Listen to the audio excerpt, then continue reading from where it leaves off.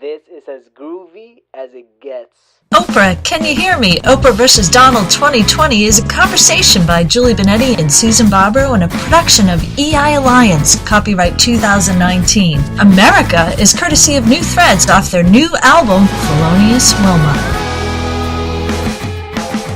Hi, this is Susan, and I'm here today with Julie, and we are responding to a tweet that was put out by The Independent saying that Donald Trump Jr. hints he could run for president in 2024. Say it isn't so! So the thing that I found interesting is, as I listened to it, God, and I can go in 10 million different ways, but I got to kind of get this in a way that I can methodically get my thoughts across. So the first thing I thought of is that if he runs in 2024, that means whoever is president whoever gets the presidency in 2020, if they are able to beat the Donald, if they can beat him, they're going to be up against his son in 2024. And so of course I go to I have my opinion, and anyone can have their opinion, and it's not about an opinion because we never talk about that, whether you're for or against them. Right. We just go into the energy behind it, and I thought, so of course the son, I'm also a believer that the sins of the fathers are not, I know people do that, they project it onto the kids, and I don't like doing that with anyone, but that's a separate subject to that. So I want to make a note of that because I'm not even bringing that in. But when I look at this and I thought, okay, so, all the things that we talked about in the book, using the science principles to figure out what Trump was doing, I started looking at the sun, and then I actually listened to, they had it within the tweet, embedded in the tweet, was an interview. I don't know who it was. I don't know if it was CNN or who it was. Fox. Was it Fox? Yeah. That it was interviewing. He was talking about immigration and that they want to help people, but we got to help ourselves first. And I started thinking about it, and I thought, oh my God, he's planting seeds in the subconscious of people. And what I did is now when I look at the tweet, and I'm lost. I'm in a different one, but it's been retweeted and liked thousands and thousands of times. And when you go through it and you see some of the comments, they're actually funny. Everyone who wants to get their 2 cents in, and of course they're all negative. Like you could look at them. They've got funny memes. But I started thinking, the seed was planted. But every single person who retweeted, liked, or commented, good, bad, or even indifferent, had that momentary time when they saw him in the White House and they reacted. Whether you were like, oh, that's great, he's running, or whether, no way, it was their reaction. They had a reaction. And I'm like, that's the seed that starts to grow. It's the reaction. It doesn't, whether you like them or not, the minute you have a reaction to it, oh my God, he's starting to win. Because every single person, and when I read it, of course I had my own reaction. It's irrelevant what my reaction is. But the fact that I had a reaction made me realize for that moment I saw him as president. And how would I react if he were president? And then I got into that whole space of the whole idea of seeds being planted. He actually, for whatever period of time, doesn't have to do a single thing. Even if you can't stand him and the thought of him being president repulses you, you still see him as president and you have that repulsion reaction. And therefore he wins because you see him. It's and we said that in one of our principles in the book, right? And that was Trump, the Boston Globe. When the Boston Globe, because of course we're in Boston, they did a spoof saying, "Oh, he's president," and all this. Yeah. And you and I looked at each other and we're like, "Oh my God, they're putting it out for everyone to read as if he is president." Right, as if. There you go. And there he is. And so when I read this, my first reaction was, whatever. I kind of laughed at some of the memes, and I had, again, my own. But that whole idea of planting seeds. And, that's really important subject because, even with podcasts, with any kind of conversation, and even with yourself, you plant seeds in how you're living your life, and whether there be your thoughts or whatever. And it's funny that because you were texting me this morning about it, and I didn't read all the text because I wanted to stay clear in our conversation. The first place I went to is how funny, because, hello, the presidency is not his father's business. So he's following in his father's business. However, that's even an interesting perception to go with, because you can in addition to the seeds, they did the same. Right, yet in addition to the seeds, there's another planting of seeds, because we think, oh, okay, it's Donald Jr., and again, we don't have any opinion one way or another, and that's not what this is about. This is just the energy of it, because it's Donald Jr. and Donald Sr. is in the White House, and is it like, he's taking over his father's business? It's just really funny. That's a whole nother perception. Is he taking over his father's business? And that's just kind of a brilliant manipulation, I want to say. Do I want to go ahead and say that? Because it's a use of words, and then however the news is reporting it, and however people are commenting, and it becomes part of your, conversation, and it's part of our podcast here, that we're really looking at, an Oprah versus Donald Trump. And where you said, I'd like to go back a little, for the 2020 race, you said even this article here, or this whatever it was, this writing talked about the other candidates that are out there and who could possibly win. No, they didn't. No, they didn't say that. They just listed 20 people who have talked, who've either thrown their hat in the ring or have discussed the potential of it, and so that's what the article was about. They didn't give any predictions or what they thought. At least from what I said. I scan everything. You know me. So I don't have the patience to read through all the nitty gritty. I just kind of scan. So because this is a podcast on Oprah versus Donald 2020, I'd like to say, Oprah, what seeds have you planted in your garden?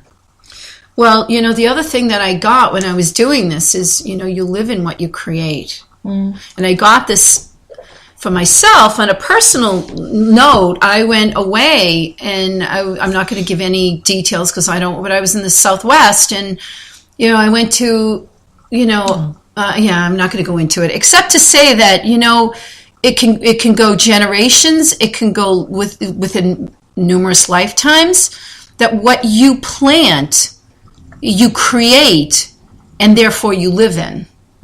And that and that's the part that I was like taken kind of aback on. It's like, I can understand it. I can see it with this. And what's interesting is, if Oprah, because, we talk about Oprah and Donald because there's an energy, and there's an energy to what Oprah's doing right now. But to me, it's really the energy of the whole race, and I mean the political race and a presidential. I don't mean like race out there or whatever, but it's the whole energy as to what goes on. And we talk about back in April, in November was the election, right? In April, when you and I were doing this, we went into the energy and we went to the concepts. And we I'm going to use Oprah's term, we had that aha moment, right? Or just to knowing, we both looked at each other and we're like, he's going to win. Right. And then, of course, afterwards, he did all this stuff. And I love to go to the Saturday Night Live where, they were joking, and Kate McKinnon, I think, is plays. And she was like joking around because Trump would do things that it was like, how in the world could he win? Right. And yet he did. And so it's the energy behind it. And when I saw this tweet, I was like, oh my God, the seeds are being planted. The seeds are being planted. And it is subconsciously. This isn't even, it's a manipulation. But it's a way of bringing people into your reality, what you choose to create. And I'm not saying that Donald Jr. is going to run and it's what he wants to do. I have no idea what his agenda is. It may not be president. It may be something else, but it's fascinating that I realize that. That's how, if you can create a seed and plant it in people's minds. And isn't that what occurs consistently? Consistently with advertising, with everything. And you know, another really funny thing is there's a little bit of an offset of energy because, you know, people will line up to tell you how it is, what you have to do, how difficult it is, and almost just bring their barrel loads and truckloads of doubt right to your house to dump it off and tell you this is the way it has to be done. And really? Yeah. Because so many people climb on that boat and say, okay, right, that's the way it has to be done, and I can't do it any other way. Oh my God, this is just would be a difficult race, and you know, you start to think, it's that easy? I mean, it's that easy? You plant a seed, and yet, you know, any of us who like to garden and plant, I mean, it's true. You plant a seed, you nourish it, you know, how do you fertilize it? You know, and I'm talking symbolically also as well. And what occurs? A plant grows, something grows out of it. And so anything can grow out of anything. And when you utilize a thought or a suggestion or anything like that, I mean, when you go into, you know, I'm going to say hypnosis and manipulation, and not that hypnosis is manipulation, I'm not saying that at all, yet, you know, when you go into how you're using your words, and if you even just take it for yourself and think about how you're using your words. Well, why wouldn't you speak in strength? The most important seed to plant is within your own mind. You know, that's the other thing, is that, you know, let's not forget the idea that he's, you know, and again, I don't really watch, I don't get into politics, I don't watch the news, I kind of can't stand, I don't like being told what, you know, how everything is. But when I did that, and I thought, you know, I go to, was a seed trying to be planted in my own mind about him and being president, whatever. And then I realized I need to be really very particular about the seeds I plant about myself in my mind. I don't know, I have nothing to do with Trump, Oprah, or Trump Jr. Right. I don't have anything to do with them. I think I'm using their energy and what they've done because they're a great, you know, case study. I mean, that's what Harvard Law, I mean, all these, you know, business schools, that's what they do, is they use case studies to learn and grow from and figure out, you know, because that's what this really is about, our own growth. And you know, what's really cool, I'm sorry, I'm going to interrupt you, because what's really cool about that is usually you get, you know, this email or this photocopied version of here's the case study and here's what went on. And instead, we're looking at it as it goes on, as a case study. We're not waiting until after the fact when it's really easy to say, oh, this is why it occurred. Right. We're looking at the energy that we're all a part of. Right. And when you mention, you know, people responding to tweets and liking the tweets, and even with what Donald Trump tweets out, you know, people liking them and forwarding them and responding to them, and, you know, all that activity going on, you know, there's a purpose to that.